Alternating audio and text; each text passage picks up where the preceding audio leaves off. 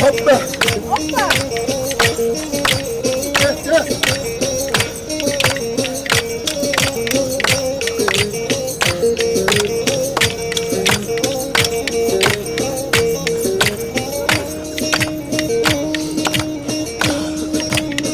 Koynunun kabardıcın gölgesi.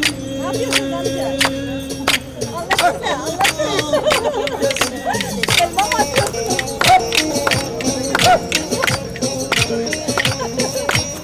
Öğrenmemiz lazım. Ne yapıyorsun? Güne alsanlar sevdası. Sürmeli olsun. Hadi yani hadi. Hadi.